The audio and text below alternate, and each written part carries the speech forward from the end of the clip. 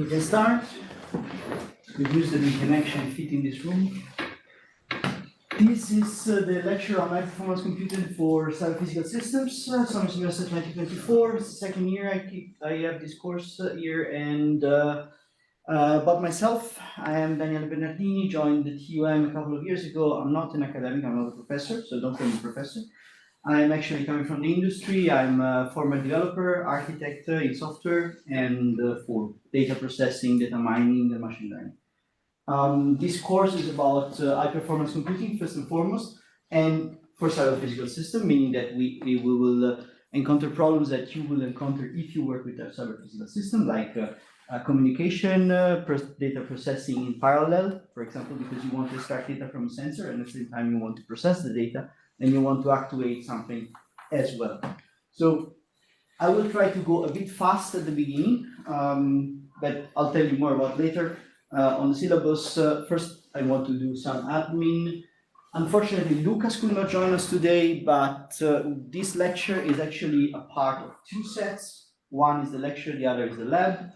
The lab will be done by Lucas Dienberger, and it's going to be on Wednesday between 14 and 14:45, while the course is going to be on Thursday this time, 15 for 1.5 hours. My office hours are on Tuesday, 16 to 17. If you want to come, you'll find me there. Otherwise, just send me an email if you cannot come at this time, and you can arrange something.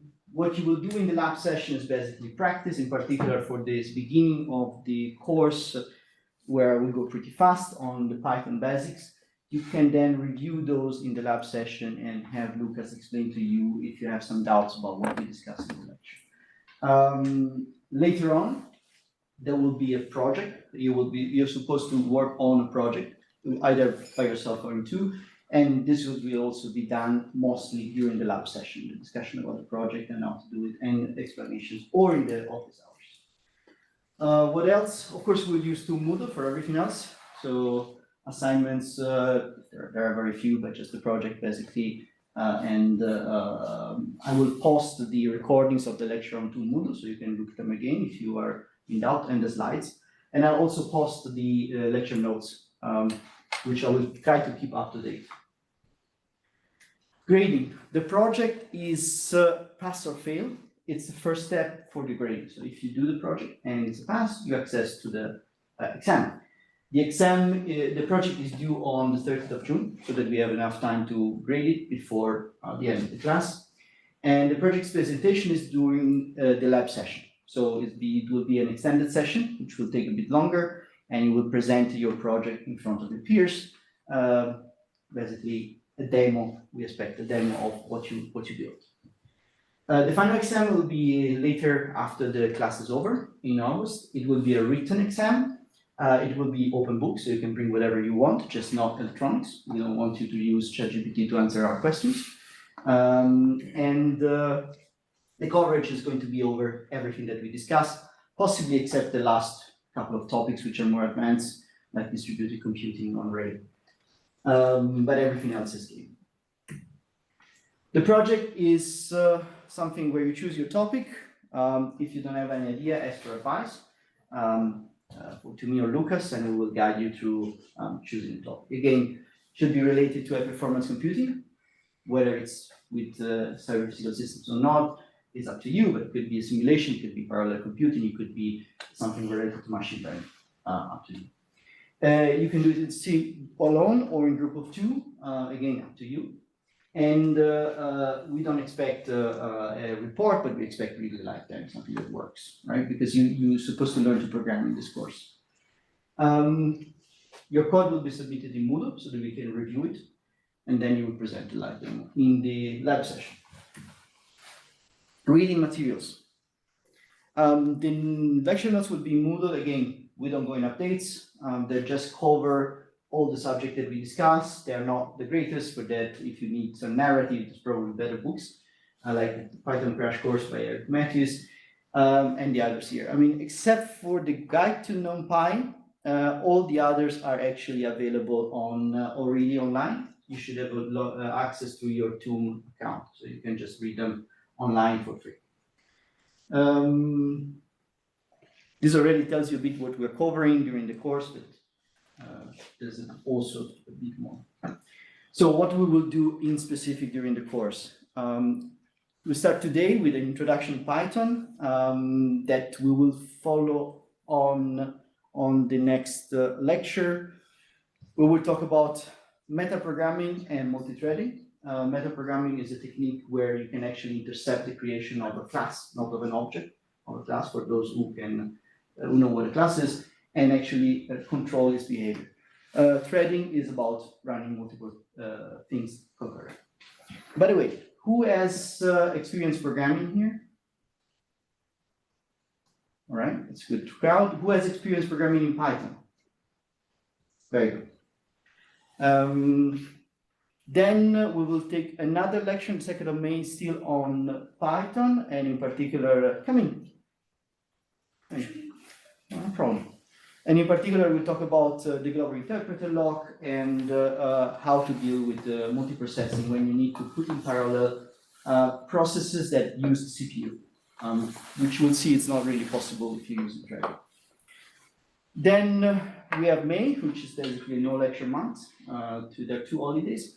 But on the 16th, we will talk about communication APIs, and in particular, we will use Flask, which is a very simple library to create servers, to serve data, serve web pages, incidentally, but also serve APIs, JSON API. For example, if you have a device, you want to connect it to some data processing over the network, then you might want to create an API, and Flask is a good tool for that.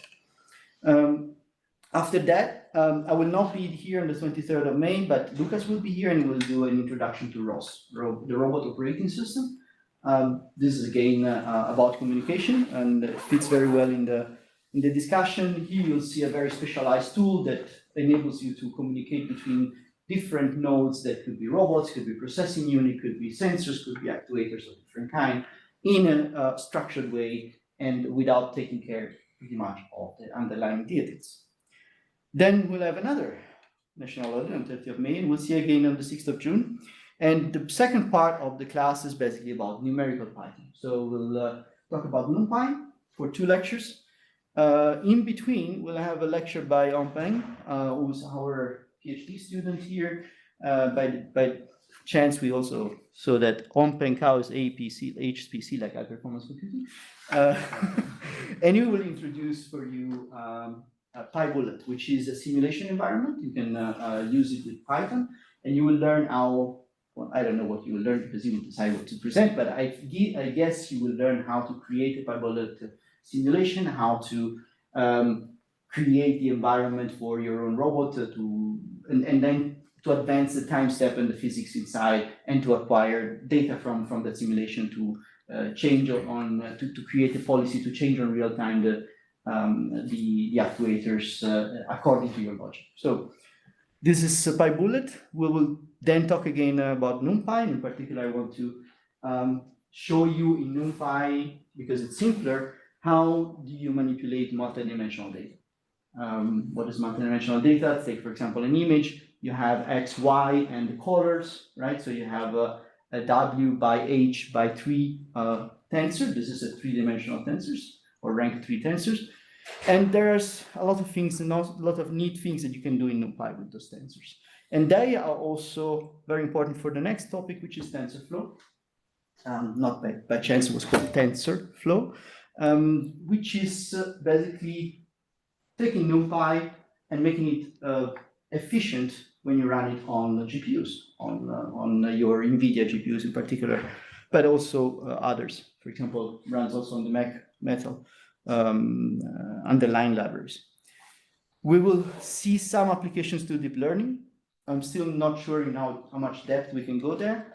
And then the last 2 lectures is going to be about distributed computing. So the idea is that if you have 8 GPUs and they're not enough, you want to create a farm of servers with 10 GPUs each, then you want to distribute your computation over a very large farm. Then you use a tool like Ray that enables you to do this in a scalable way. It is also other applications, like you can create a model for serving different services and putting them together in a distributed manner. We'll see that when we do array. So questions so far before we go to the main topic of the day? All right. So then let's move on. Introduction to Python. Python is an high-level interpreted programming language. Anybody cares to comment on why it's high-level? Go ahead. Because it's not directly translated into machine code, so it's not compiled. So.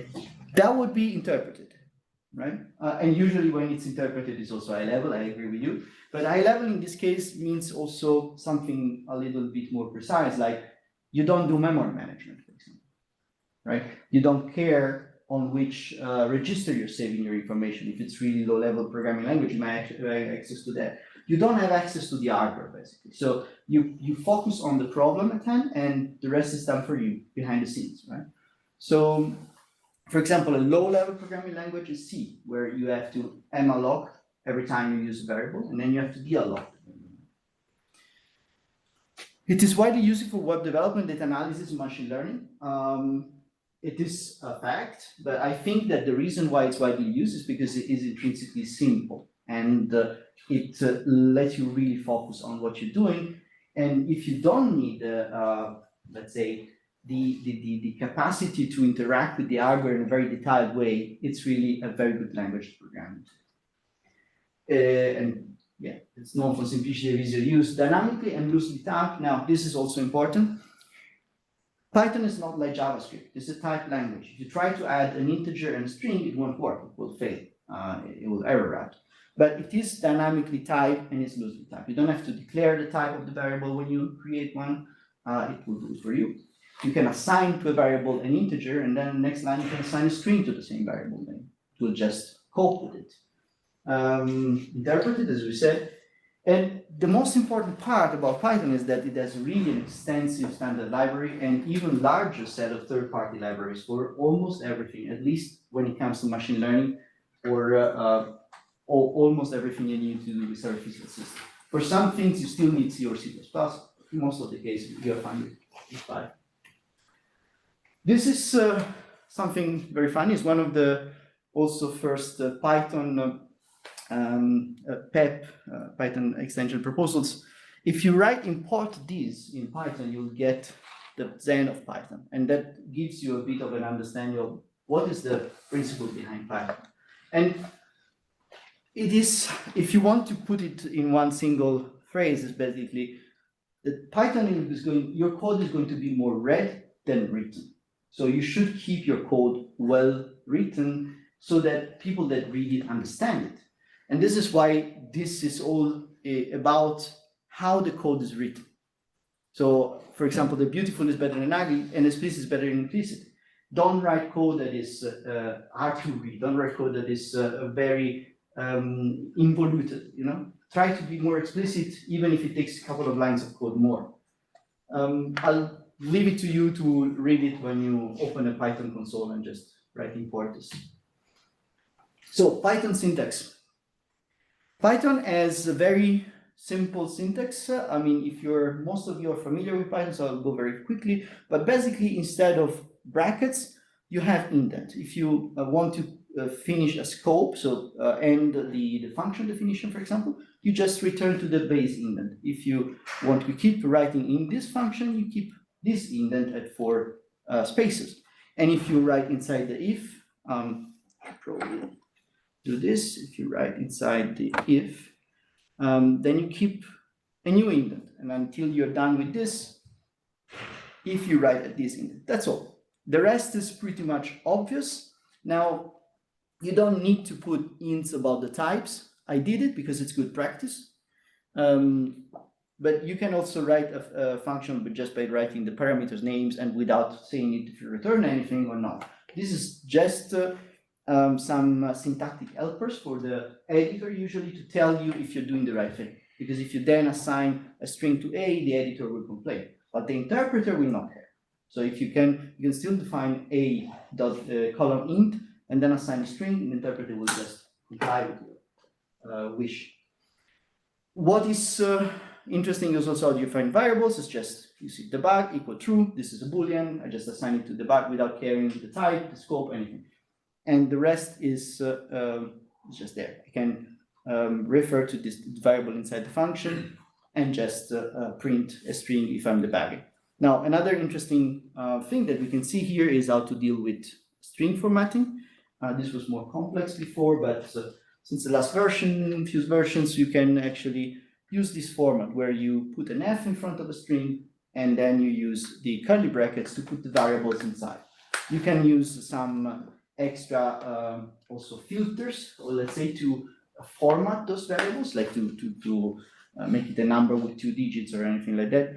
You can see that in the documentation. There's a few tricks you can use there. But the basic point is that you can actually put variables inside a string with a simple format without any function. A function is returned with, the function result is returned with return. And this is also a very important piece of Python, is the documentation. If you do this, your user will be happy because they will be mousing over the function and will read the documentation that you wrote here. Because every editor understands this format. So doc strings, use them, document the code so that everybody is happy. This. Collections are one of the big strengths of Python. Usually, if you are writing a for loop in Python, there's a 90% chance that you're writing bad code. You shouldn't use for loops because for loops are interpreted in Python step by step. But if you use collection manipulation that are in Python, like list comprehensions, we'll see them right now, they are actually implemented at a much more efficient level. So whenever you can use collections and use the list comprehension or set comprehension or a dictionary comprehension. So how do you define a collection in Python? Well, you give it a name, and if it's a list, you use square brackets. If it's a set, use curly brackets, and if it's a dictionary, use curly brackets and colon. Key value, key value, key value. Everybody is okay with what a dictionary is, what a set is? All right. So then you can loop through them very simply by saying a name of the element in the collection, and this is valid for all of them except for where you have actually to put dot items. And you can, and I say, don't do this. If you really want to process a collection, the best way is actually to use list comprehension. This is this expression here. What you can do, for example, you want to square every number in this set. What you can do is you write x times x for x in floats, and this will square each element and put it back in a list. And this is very efficient because it's implemented at C level by the Python programmers for you. You can do dictionary comprehension. For example, you can assign the key as the name of the fruit and the length of the word as the value, and then just loop for all the fruits and strings. And you'll just create a dictionary with this exact content, as you see here. Or you can filter inside the dictionary, list comprehension, or a dictionary comprehension, or a set comprehension, by just putting at the end of the for h in strings, for x in floats, for example, if x mod 2 is equal to 0. This will exclude everything that is uneven, so it will only be the even numbers. And this pop-up we don't need. In this case, you just extract 2 and 4, right? So, any questions on this before I go on? Good. More collections, right? What did I think here? All right, yeah, collections are mutable, so you can append objects, you can remove objects, you can check the full API on the lecture notes, but basically you use this kind of things like methods, dot append, and then you put the new element in, or dot add for sets. This is for lists. And for dictionaries, you can just use this format where you say dict key equal to value. That's it. Very simple. And there is one more important collection, which is a tuple. A tuple is an immutable, not mutable, but immutable list, and it accepts all kind of types inside. So you can define a tuple, sorry, with a string, a boolean, and an integer or a float. It's up to you. But you cannot add more elements. Once it's created, that's it. This is a very interesting object because it's usually, in Python, it's usually used as return argument of functions. If you want to return more than one function, you can just return, for example, return A, B, and this will return a tuple, and then you can say A, comma B equal to function, and it will assign both variables. So this is a way to simplify a lot of things that in other languages will take you create a list, or iterate to the list, assign the variables. You can do it in one line, right? You can, of course, loop through tuples, and you can, do anything you want. But if you loop through tuples and do operations on it, this is important. You might actually end up having a mistake, an error. For example, in this case, if I loop I through city, one times is a string, and then I add a comma, this is fine and prints it. But the second time is a boolean. And if I try to do a boolean plus a string, it will error out because it's an incompatible types for the operator plus. So you have to take care. If you use tuple and you generically access all the members with some operators, make sure that the operators is compatible with all the types that you use inside the tuple. What else? You can use tuple comprehensions. I mean, usually it's not so common because usually you use list for dynamic collections, but that's okay. You can do it also.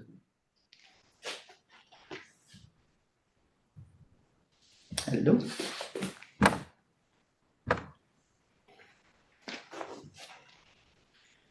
And oh yes, that is actually quite useful sometimes. If you want to enumerate your list while you go through them to keep track of where you are, you can just use enumerate, and then you have two keys in the loop: the enumerator and the item itself.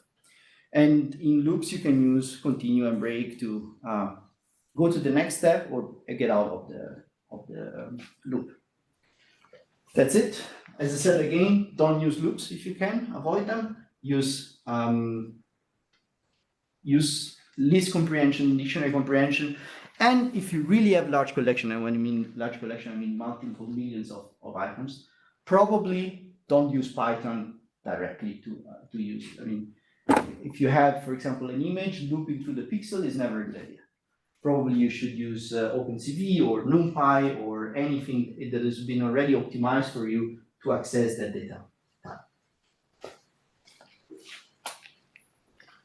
Next, file I/O. So far, you're following, everything's clear? Great. So, file I/O is quite simple in Python. The only thing you have to remember is that do not do, if you want to open a file in Python, you just say open file and the file is open. But then it stays around. And if you don't close it, it's going to be a resource leak. Your computer is going to crash after a few iterations of the program.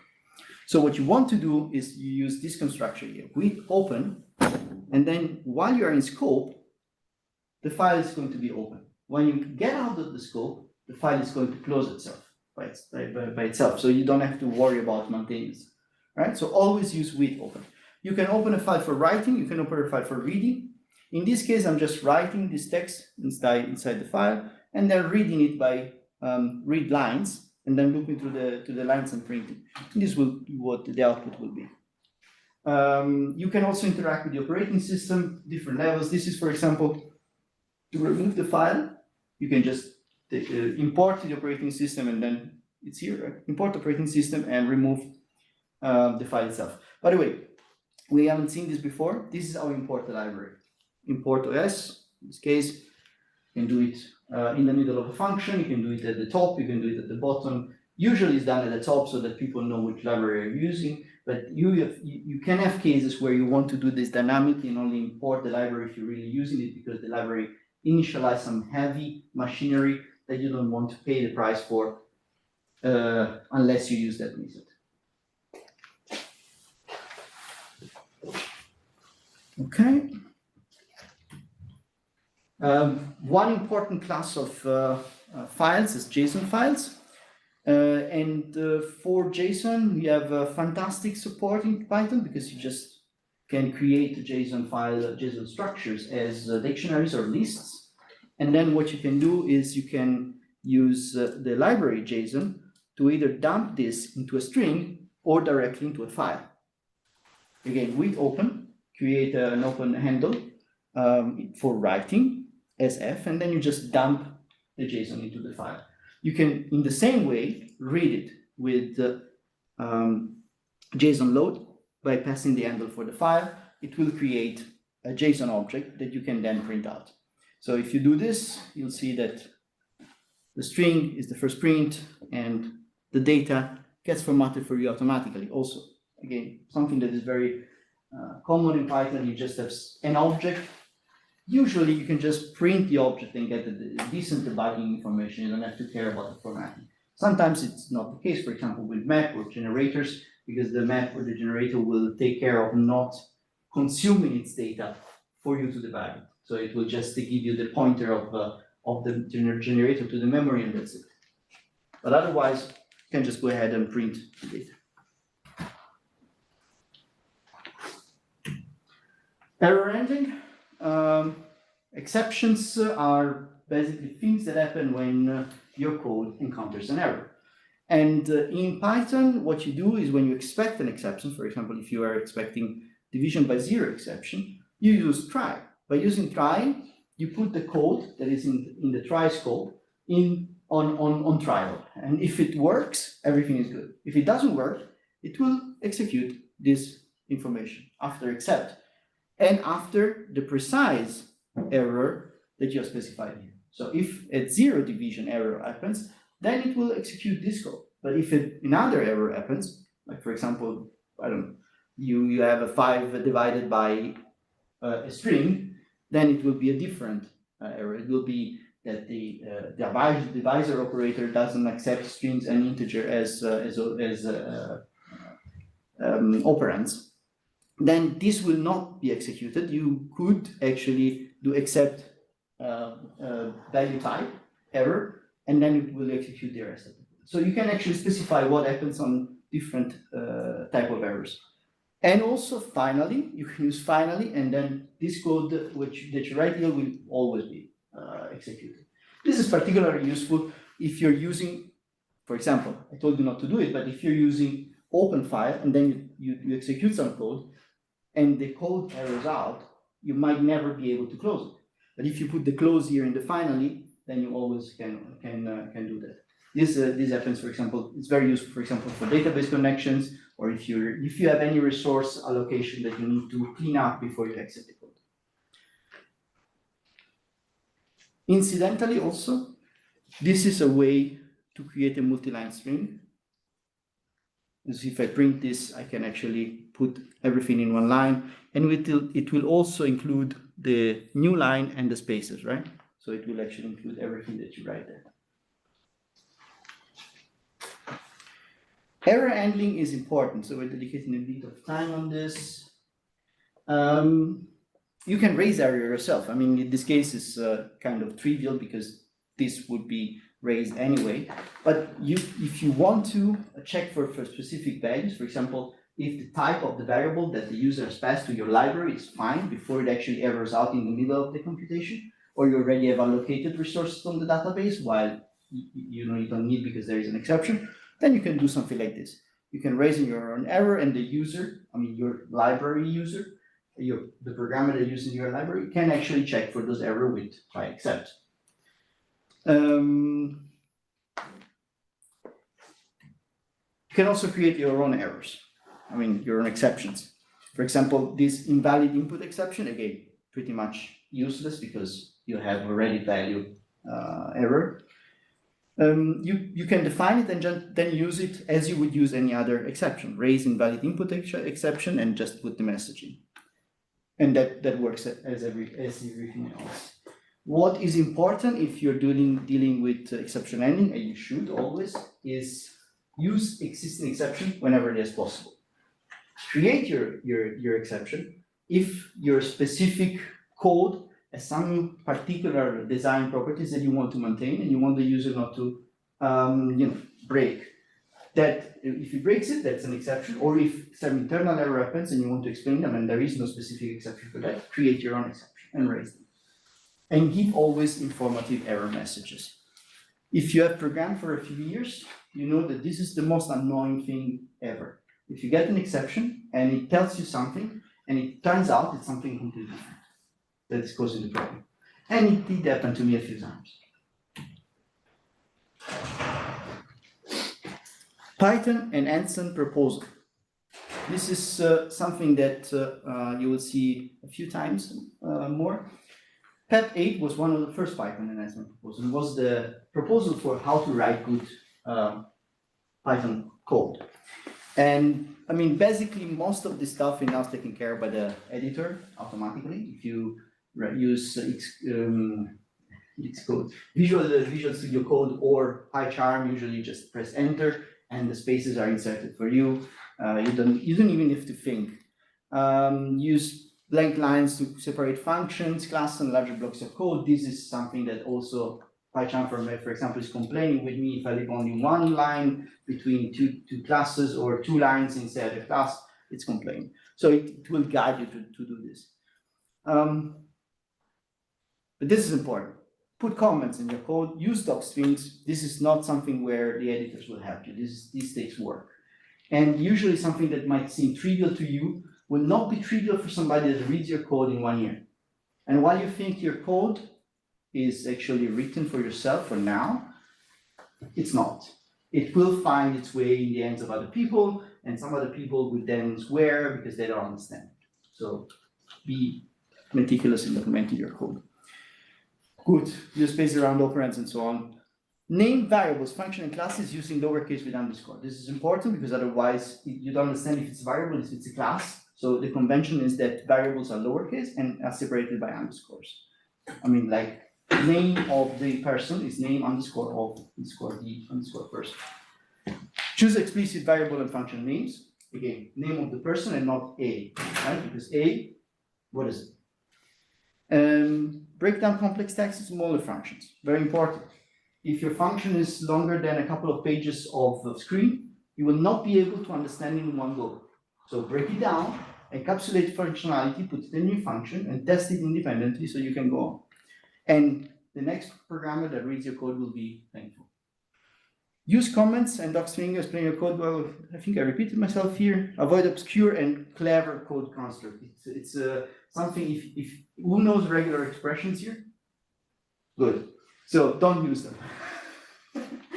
I mean, regular expression is the typical example of obscure code, right? You can write 2 pages of regular expressions and nobody will understand what it does. It takes 2 months to debug it and then it works and you don't touch it anymore, right? But, okay, use it sparingly when needed.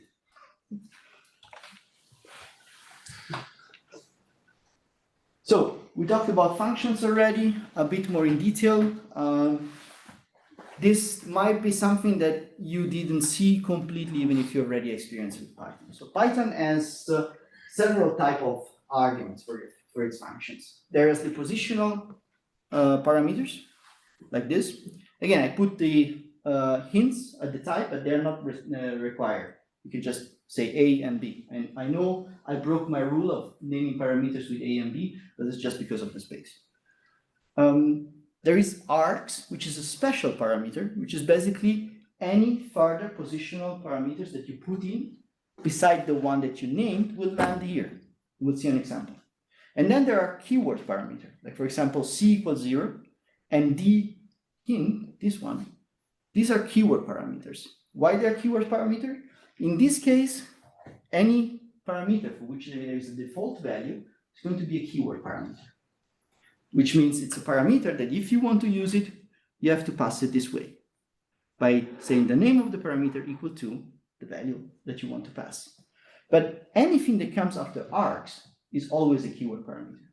You cannot put any positional parameter after args. Therefore, even if you specify a parameter like dint, this is going to be a keyword parameter. It's a not optional keyword parameter in this case. So you have to define it, otherwise the interpreter will complain. And then there is the extra keyword parameters. You can also say, I don't know what keywords parameter my user would use, so I'll just put a catch-all and then we'll see, right? So you have, again, positional parameters, extra positional parameters, keyword parameters, explicit keyword parameters, extra keyword parameters. You can use them by just using them with the names if they are explicit. If they are not explicit, you can loop through them like this, like for arging args, simple as that. And for keyword parameter arguments, you use items because it's a dictionary, and then you can use key and value, and it will tell you what key and what value the user used while passing the parameters to your function. And when you call them, you can basically use this format here. So the result is there. You can look at them in the slides later, but basically it does what it's expected to do.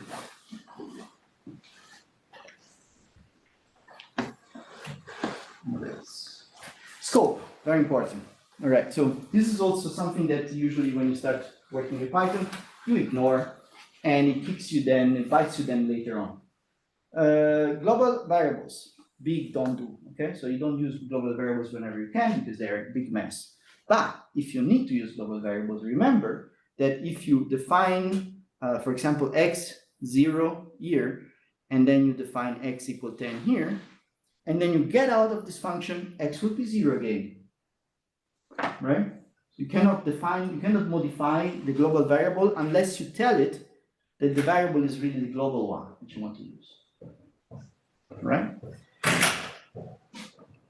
Same goes for inner functions. We'll see that you can do this. And you can use the same trick with variables inside the inner function. So you can actually override z. Z is 10 here, is 5 here. When you get out of the inner function, it's 10 again. It's not 5. But if you say this is a non-local variable, x is non-local, then x is going to turn into 5 also after the inner function gets out of its scope. Does it make sense? Right? So the variable lives within its scope always.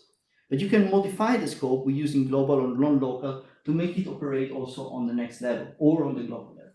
Up to you. So if you, in this case, if you print before inner, after inner, before outer, after outer, what you get is that before outer, so the first call before anything happens, because I'm calling outer function here, x and y are 0, right? Then before inner, they're all 10, because I just defined them here as 10. After the inner function, I modified x and z to be 5, but x is 5, z is 10, because z was only inside the scope of the inner function. After the outer function, x was 5 after the inner, but is now back to 0.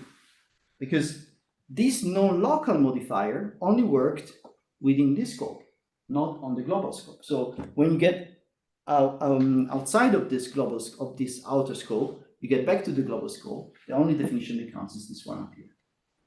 And y is 10 because I modified it by using the global keyword, right? Clear? This is important. I mean, not that the rest wasn't, but.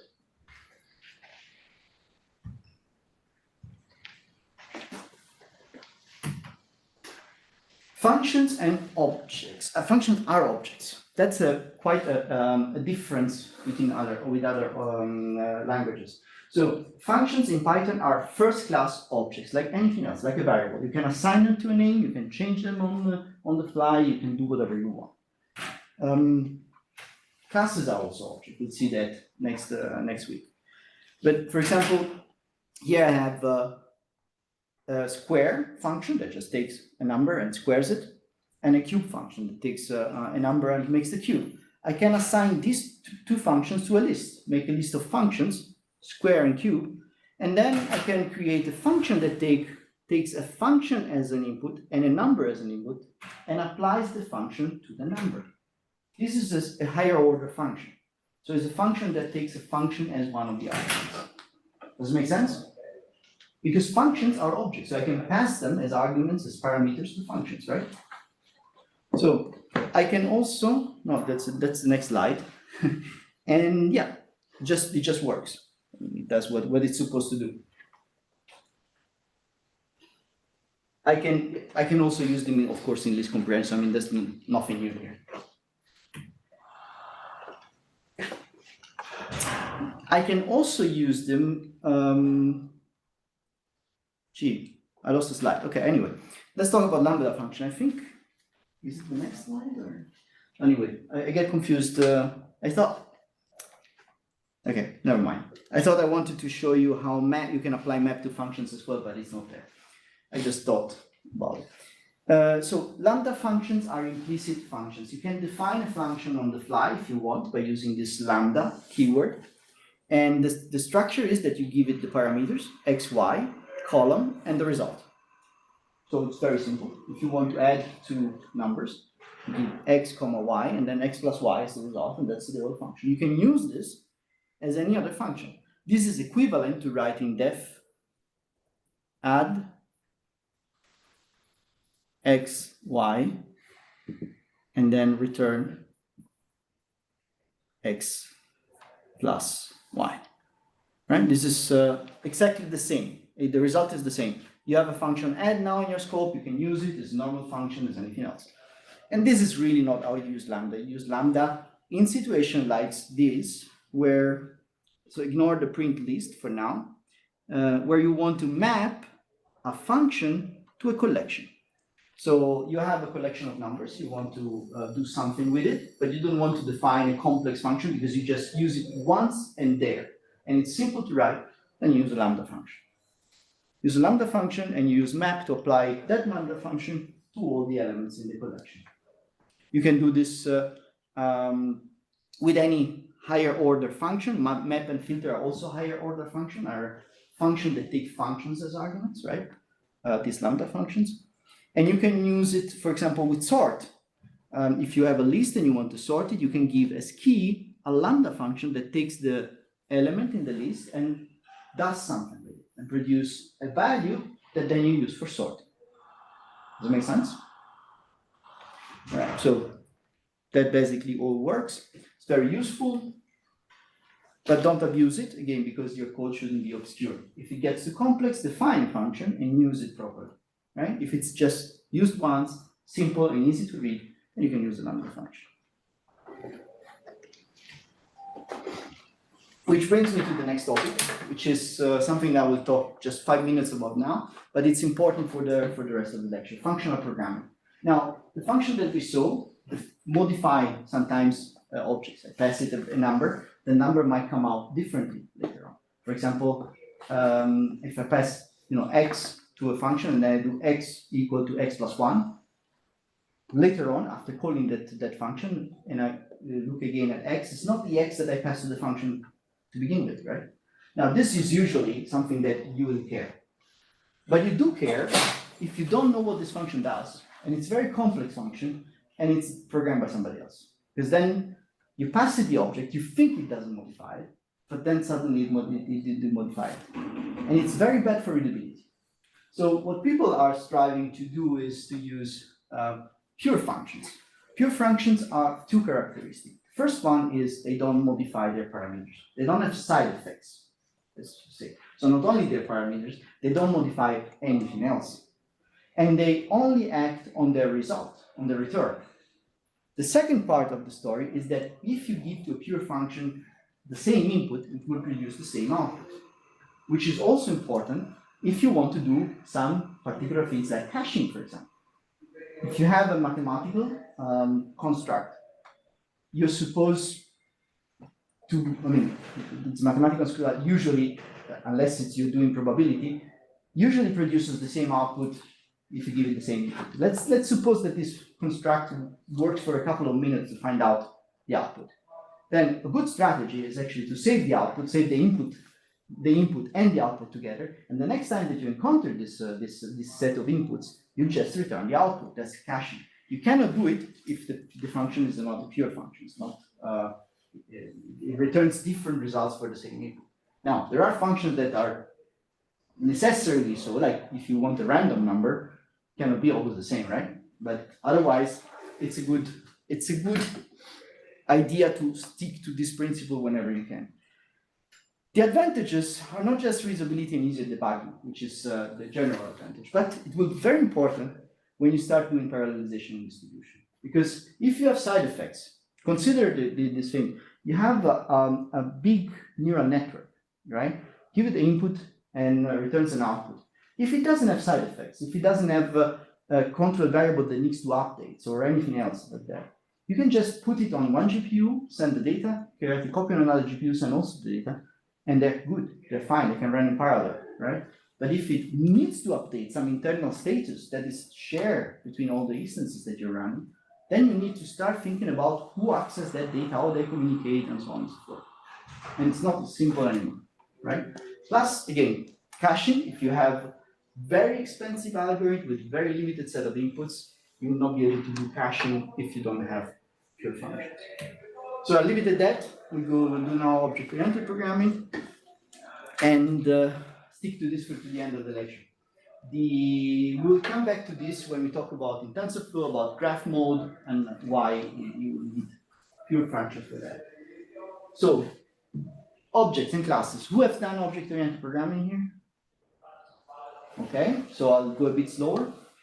Classes are basically a concept that somebody thought out to put together in a cohesive manner things that belong together. Not just functions, because that could be done with procedural programming. You just write a file, put all the procedure in there, right? It's defined. But also the data itself. So you have an object that encapsulates the data, hides it from the programmer, and put the methods, functions are called methods when they're inside a class, the methods that operate in this data in the same object. In this way, you actually are achieving two things. The first thing is that you have a modularity of your code that is based on the classes. And on the second objective that you achieve is that you have hidden the implementation details that you don't care about inside the implementation of the class. And you just use those methods to access the data. Classes are blueprint from objects. When I talk about objects, they're instances of classes, right? And classes have this particular characteristic that you can extend them. You can define a class, and then you can take all the work that has been done in this class and just add your own methods to this and interact with the already existing complexity that was implemented in there without knowing how it was implemented, just by using the methods that are already there.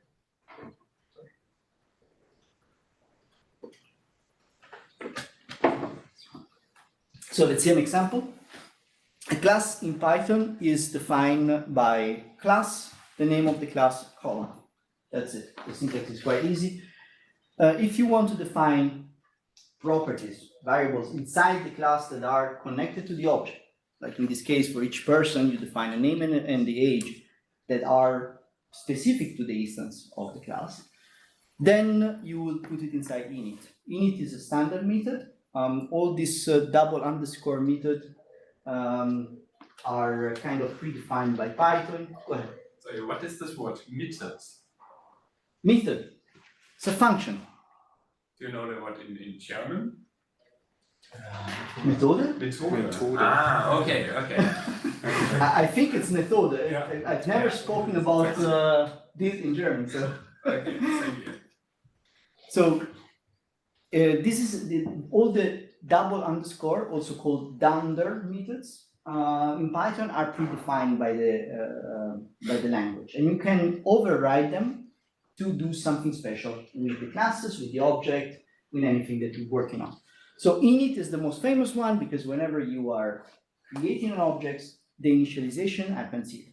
So here you define the value of the variables, which fields are you using in the instance of this object, and if you do any special initialization like open connection to database or do anything else. There are also different class of variables which are class variables in this case. Turn on the lights actually, it's dark. So we'll not fall asleep. Class variables are defined once for the whole class. So you define them once here as Acme Corp. Anytime that an employee will be instanced, it could be from Acme Corp. Right? You don't have to repeat this. And even if you, go ahead. Should we distinguish the public and the private area in Python? Not really. Everything is public, basically, and nobody bothers. I mean, that's a short answer, but you don't care. You can, by convention, if you put an underscore in front of a variable, it's considered private. You can always access it if you know how. That's the point. So don't bother with it for now. What is important here, and that's the inheritance part. If I define the person with name and age, and now I define an employee, which is also a person, I don't need to bother with name and age again. They are already defined within my class. I just need to call this special function, which is super, means my parent, and then call init on it, which is this function here, and pass the name and age. And I know that the super class, my parent, will do the right thing. Then once I need to access it, I know that I can. I mean, if I go and create an employee with Bob, 30 years old and software developer, because he has also position, then, and I print Bob name, this will actually look into a person and look at the variable name and return to me the name. This is the lookup, basically, that Python does in 3 of superclasses until it finds a match for what you asked. In this case, I asked name, so it will look in the employee, it won't find anything, and then we'll look into person, we'll find name, and then return this to me. Questions? Good.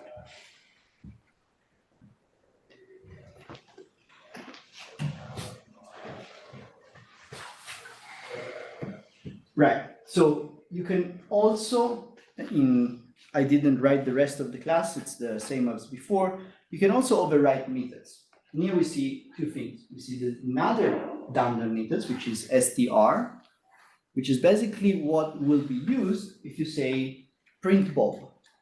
Print Bob will look for this function. And if Bob is a person and person has this function str, it will use this code and we write Bob is 30 years old, right? If you implement though another str function in employee, this will override the one implemented in person.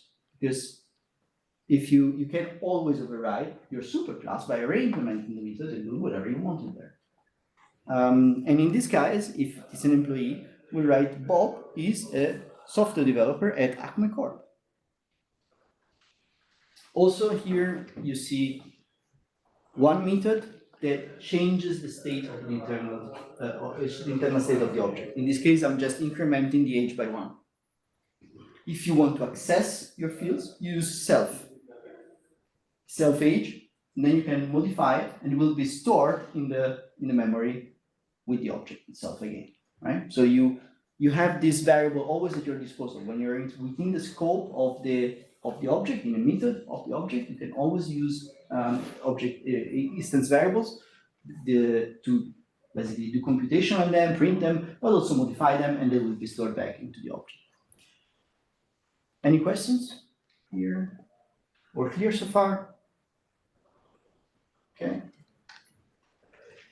Then let's talk about multiple inheritance, because you don't have single inheritance in Python, you can actually have multiple inheritance. You can have employee is a person, but it's also, for example, JSON serializable, because you want to implement a JSON serialization, so write to JSON, load from JSON, and there is a smart developer that you know that wrote a mixin that does this for you, and you just expand both person and JSON serializable, and you have the facility, the functionality for free. This is what mixins are. They're basically classes that are not supposed to be base classes, but you can just plug into your classes to use some functionality. One of the typical examples is this. If I write a class JSON mixin, I write 2 methods. One is to JSON and one is from JSON. So the to JSON is simple. Basically, take whatever content you have in dict, another dunder property. Dict is the collection of all your internal instance variables. You can just use it as a dictionary, and then you can just dump the content with JSON and return. So it will give you a JSON, basically view of the data inside your object. If you want to load from JSON, that's a different animal, because you don't have an object to start with. You have to create an object. So you have what is called the class method.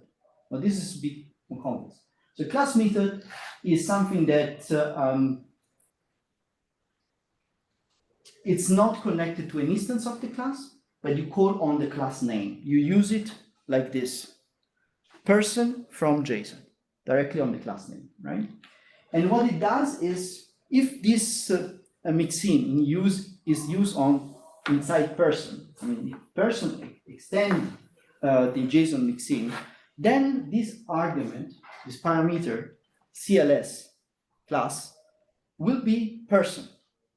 This is important, because if you implement the class method in the parent class, this parameter will not be the parent class, it will be the class that you have right now, that you have called right now, is built with person. And this is important because you want to create a person object and not a mixing object.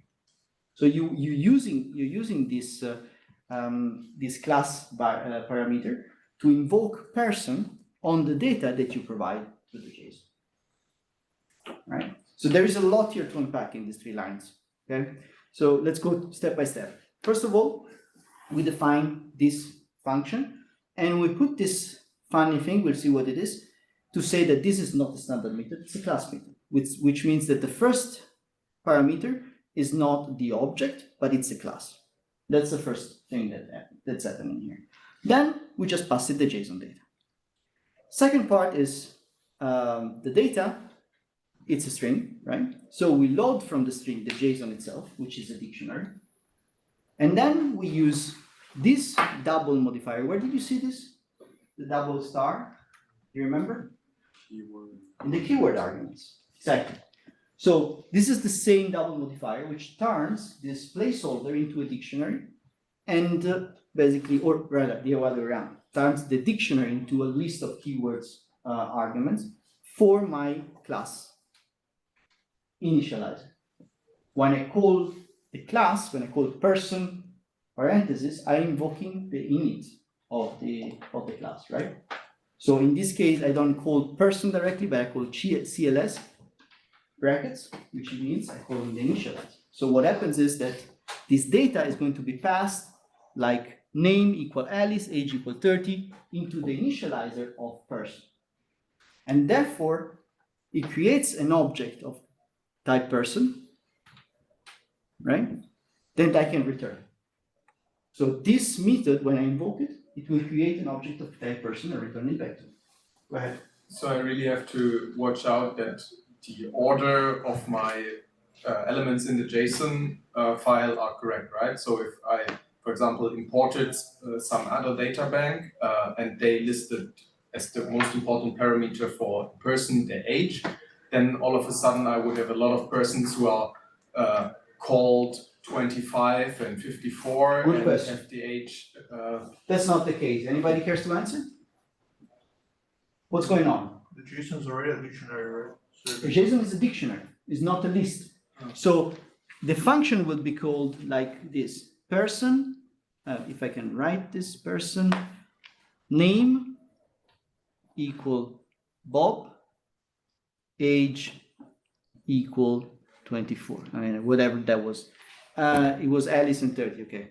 But the point is that this is not something that can go wrong. It's always called with the right key and value composition, right?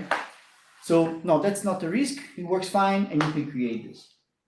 This is incidentally called a factory method. We'll see the game because it's very important, and it is something that you use to generate new objects on demand.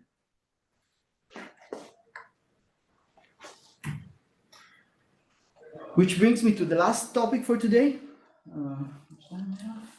15 minutes? No, 30 minutes. Okay, that's good. Which is design patterns.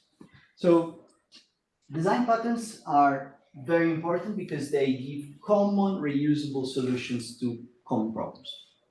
Whenever you face a problem in software design, you usually look at it and you see, this is this kind of problem. With experience, you get this feeling, and then I should use this solution to solve it, because somebody has thought about the solution before you, and you shouldn't reinvent the wheel. There are three categories of design patterns: creational, meaning, for example, the factoring method that we just saw, and we will see it again in detail. So how do you generate new objects? Then there's structural patterns that concern with composition. How do you deal with different code, reuse of code from different files? How do you put them together in a way that is cohesive, modular, and actually readable? And the last one is behavioral pattern. So how do the different objects interact with each other? We'll start with the creational patterns. And I mean, why do we do this? We do this again because your code will be read by other people, and you want this code to be maintainable. You want the other people to understand what your code is about, to be able to change one aspect of your code without breaking it, without breaking other parts of the code. So you want to be modular, to be testable, in unit tests, and so on and so forth. And those patterns are thought to decouple code, to make it modular, to make it testable. So the factor, we just saw it before. In this case, we don't use a class method because we don't need to, but we use a static method, which is a different flavor of it. It doesn't take the class, it just takes other arguments and doesn't care what class you implement, right? You would use a class method if you care about inheritance, otherwise it's a static method.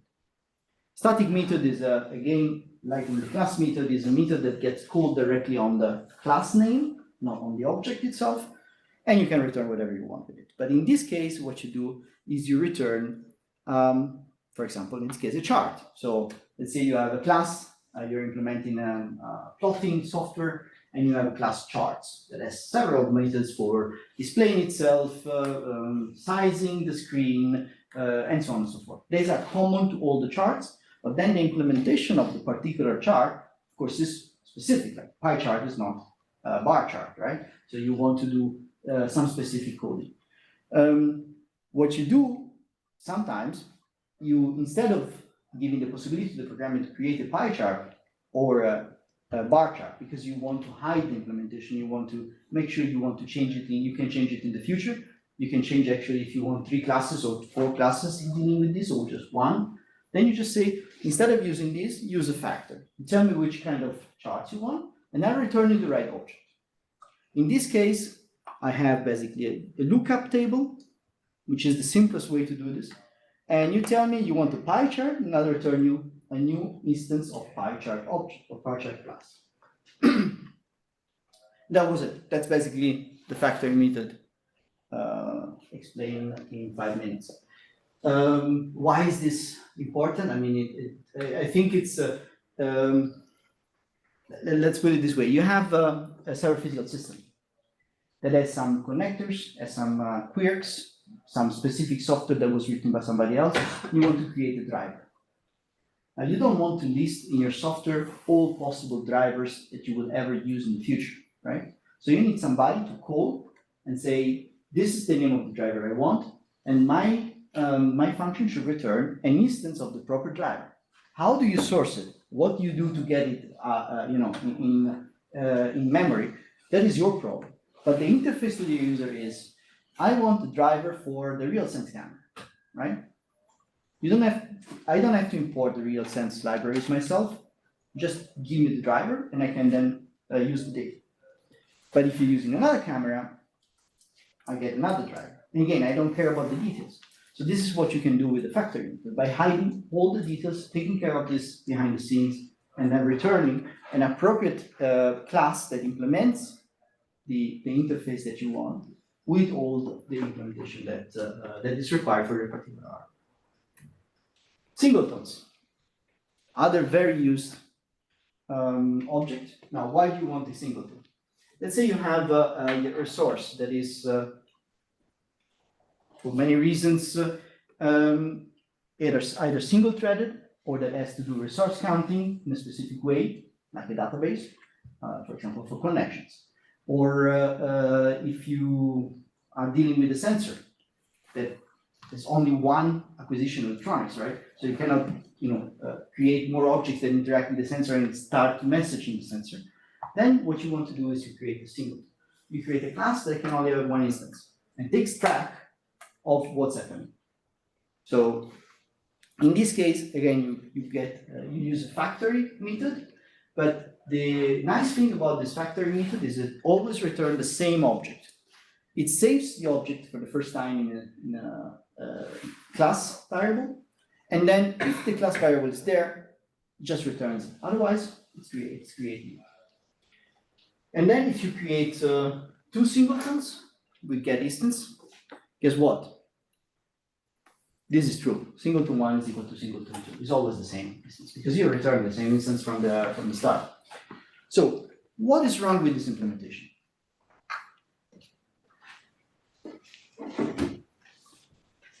Let you read it for a second.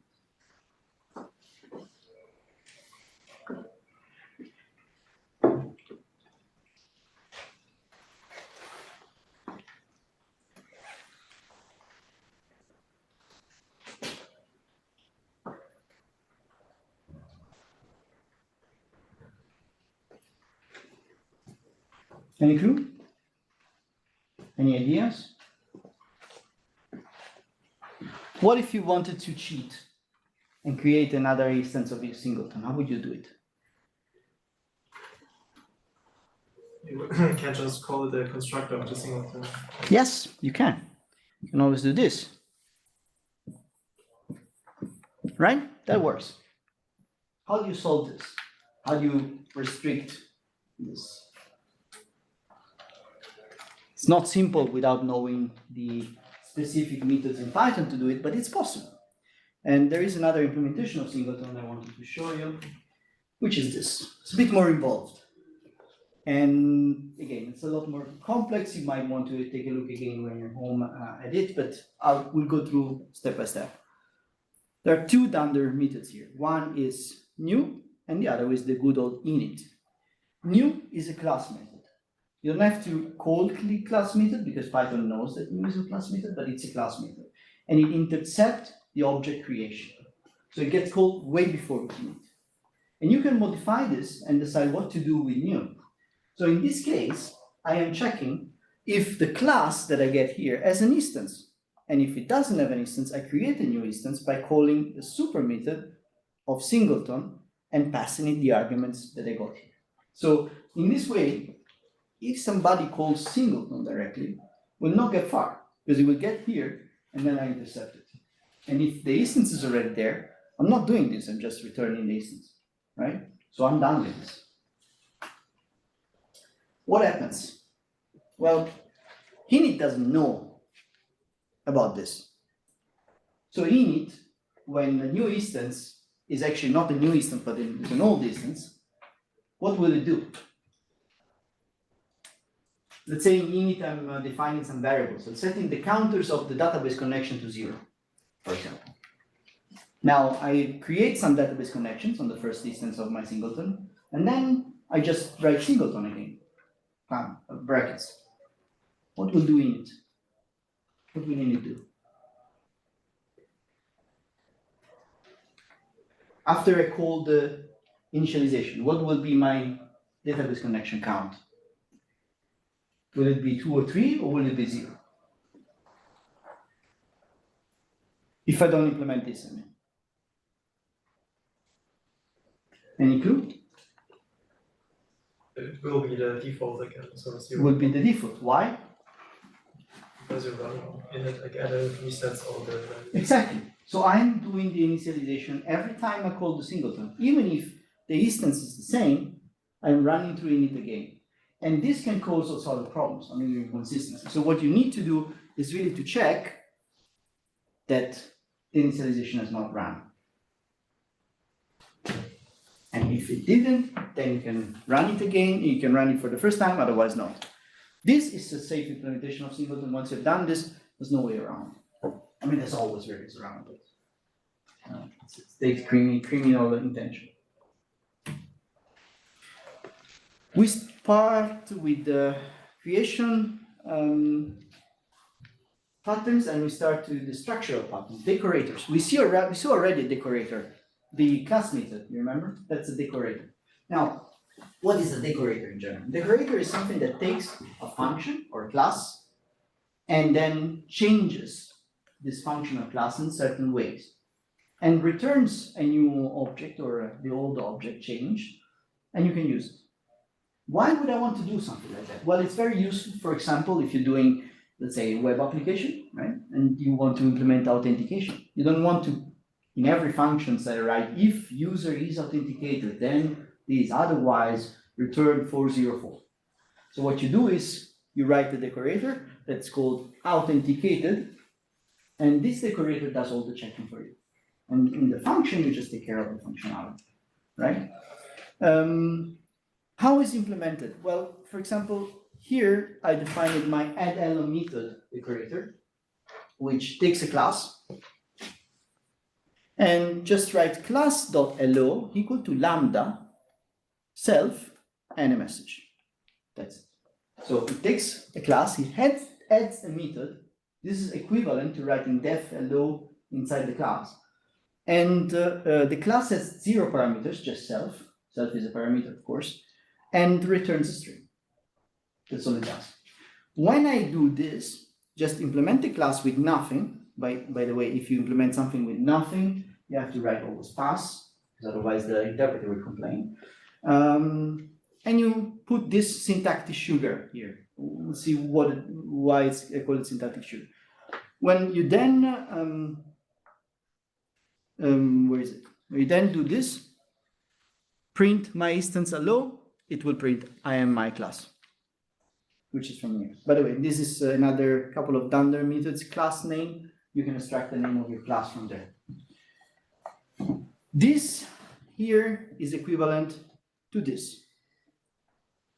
This is really nothing except the interpreter helping you by cleaning up the code.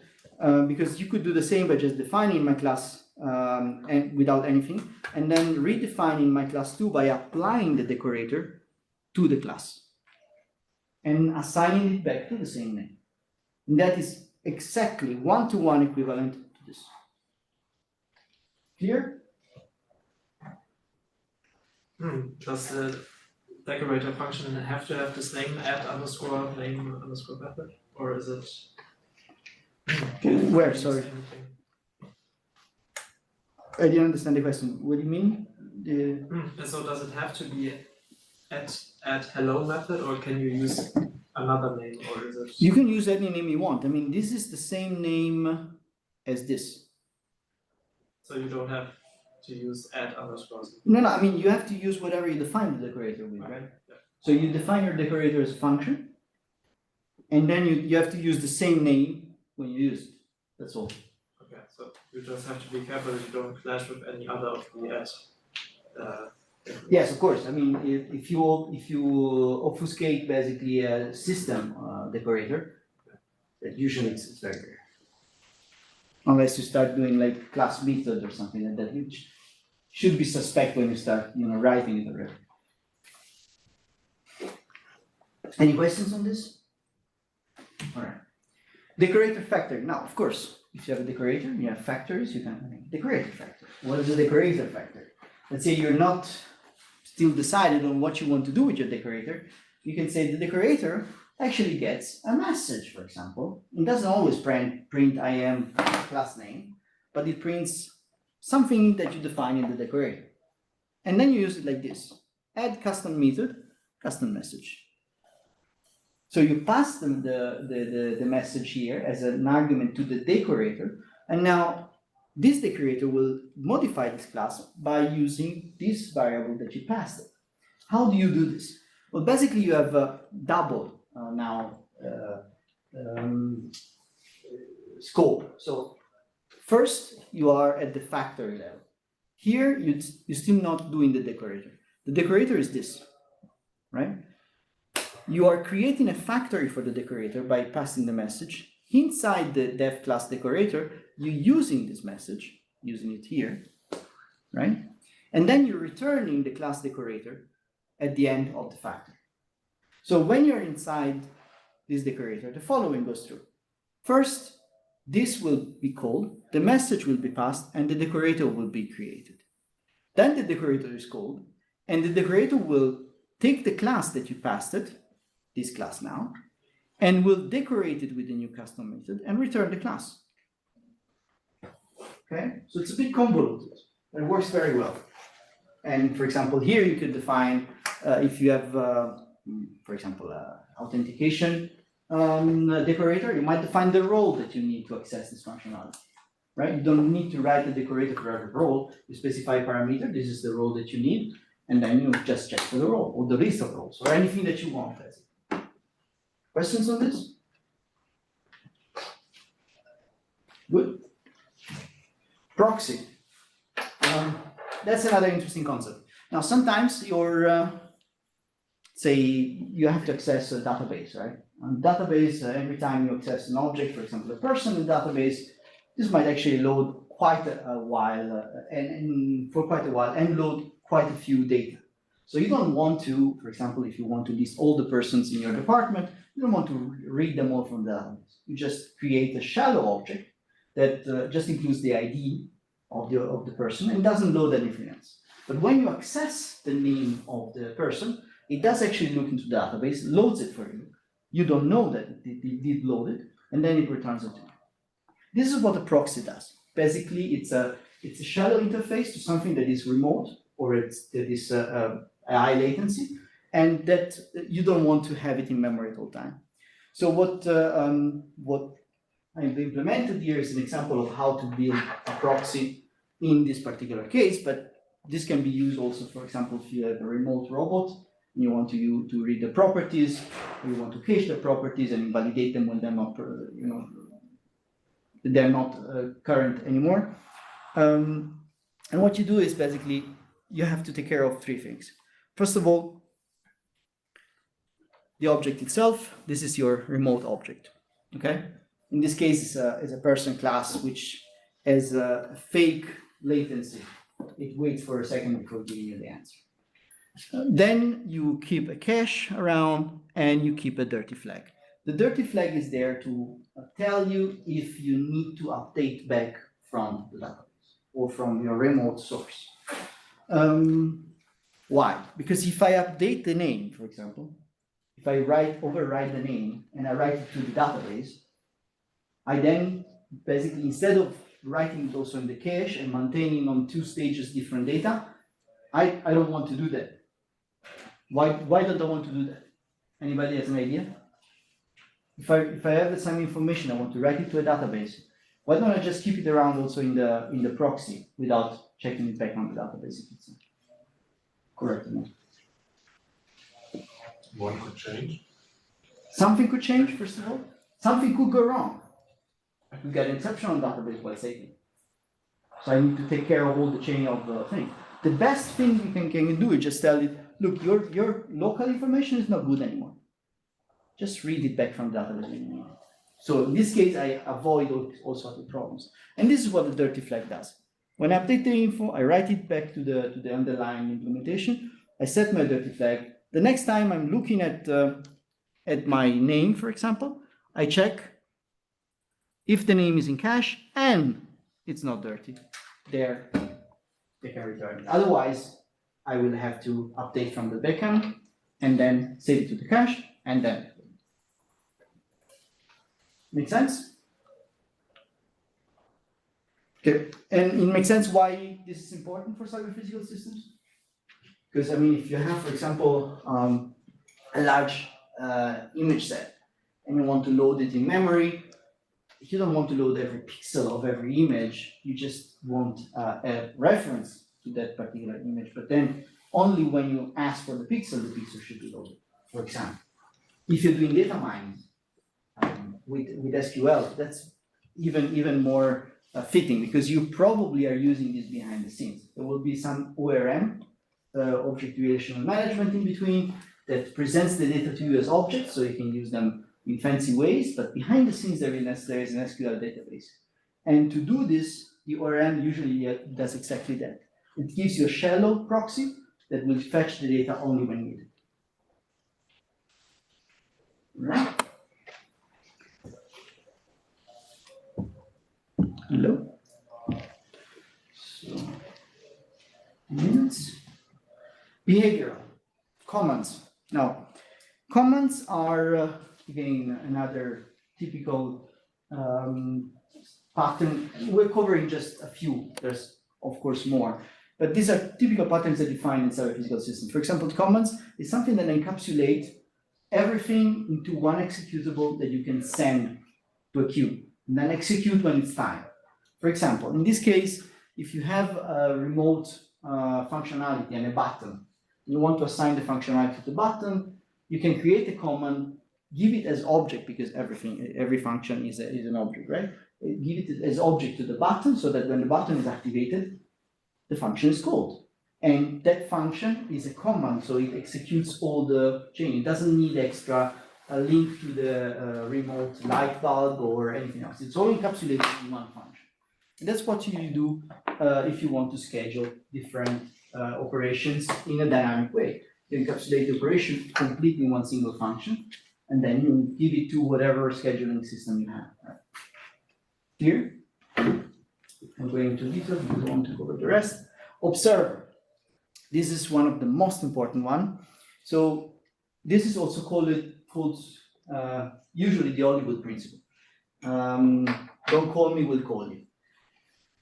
The idea is that if you have, for example, here, a weather station that gives you temperatures and several different displays, alert systems, or other people that want to know about its temperature, the weather station doesn't need to know explicitly all the details of all the people that want to know about the weather or the temperature. You can invert the system and basically ask the reporting agents to register for the events with the weather station, and then the weather station, when it updates its data, it will basically call in all its list of registered subscribers and give the event to them. In this case, this is an implementation of the observer pattern. You have a register observer, an unregistered observer, and a notify observer. 3 methods. They're very simple. There's nothing much to see. I mean, you can look back at the slides later, but it's basically a list or a dictionary. In this case, it's a list with all the observers.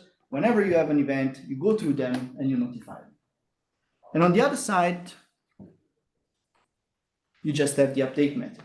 Every observer has its own update method. It does whatever it wants with it, right?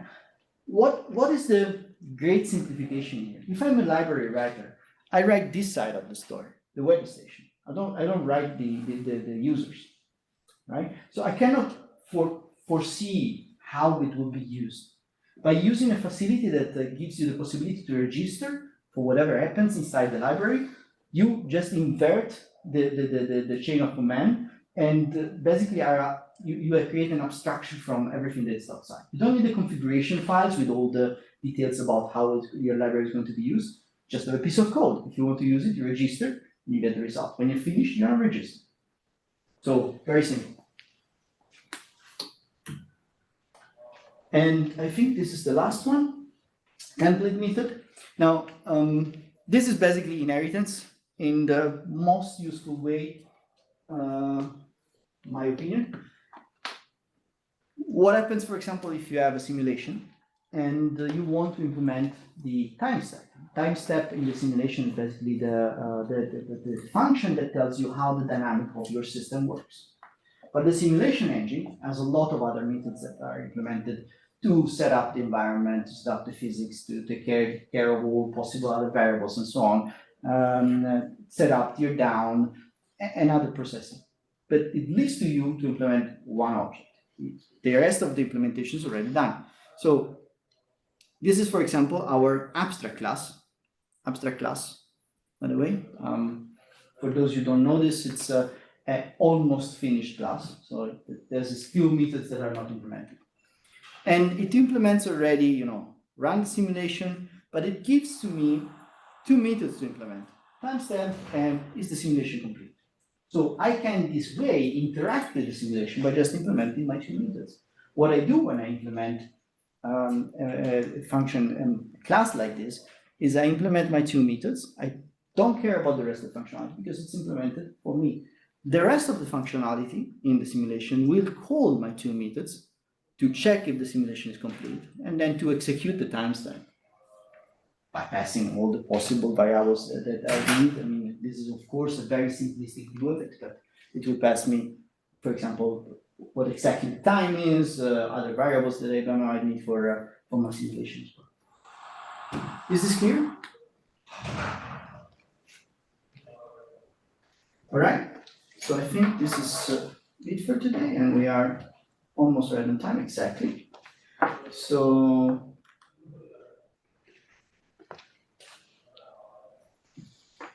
let's stop. So the any questions first of all?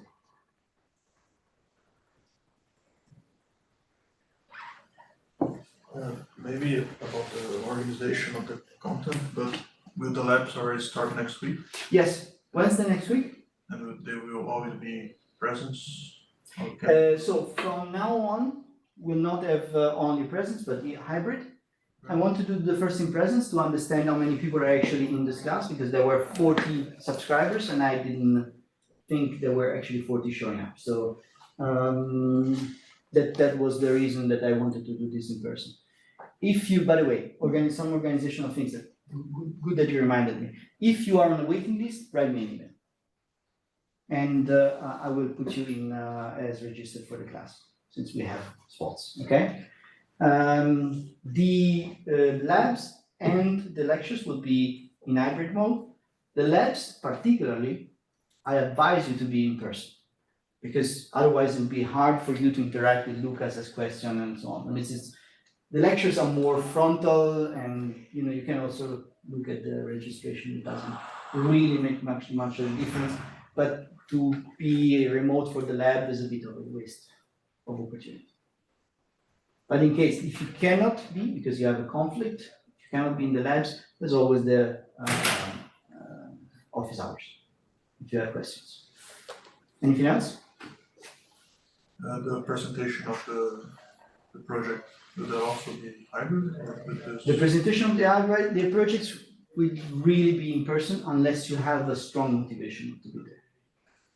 I mean, your sister is marrying or anything like that, right? Yeah. So the labs are mandatory? The labs are mandatory, yes. Are not? Are. No.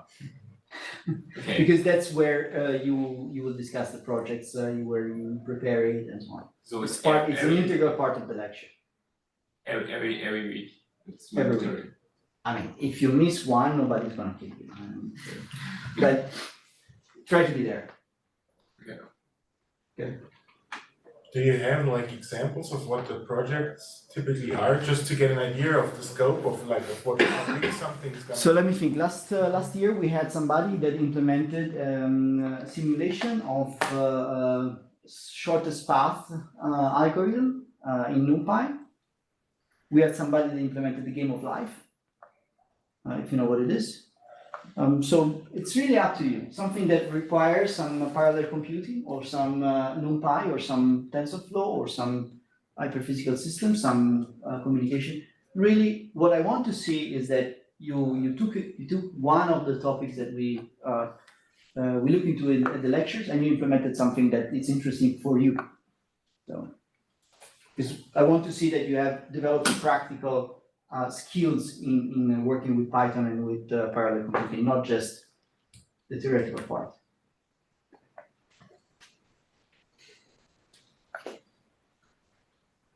All right. Come with ideas, discuss them in the lab with Lucas, with me at the office hours. Open to anything. Anything else? Was it too fast? Was it too slow? I don't care. I don't think it was too slow, but. It was quite fast. Okay. Yeah.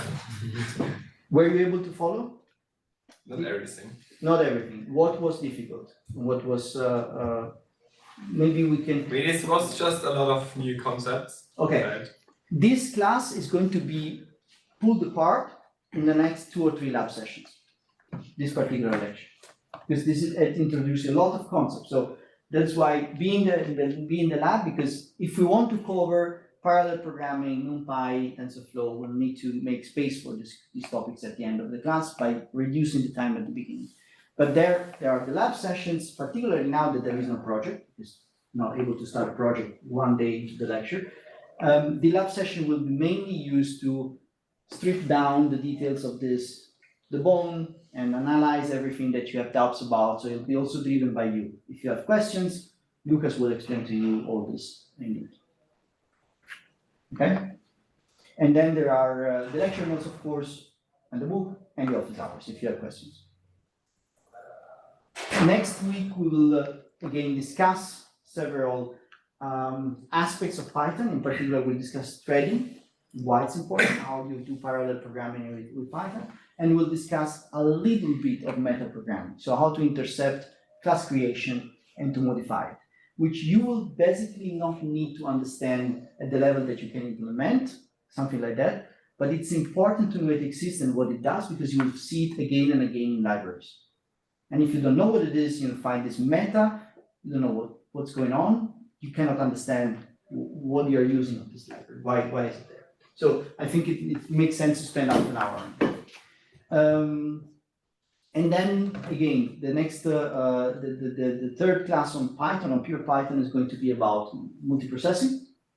And while it might be not useful anymore in 3 to 4 years, because there was a PEP, Python extension enhancement proposal that was accepted to actually make threading be able to deal with real CPU parallelism. It's not yet properly implemented. So, and there is a lot of legacy code that is implemented with multiprocessing. So it makes sense also to study a bit multiprocessing. That's going to be the final lecture on Python. So in the next 3 weeks, we'll cover a lot of ground on Python. We'll come over this concept again. We'll see this construct in actions again and again. So I guess also you gain familiarity with all these concepts to the lectures.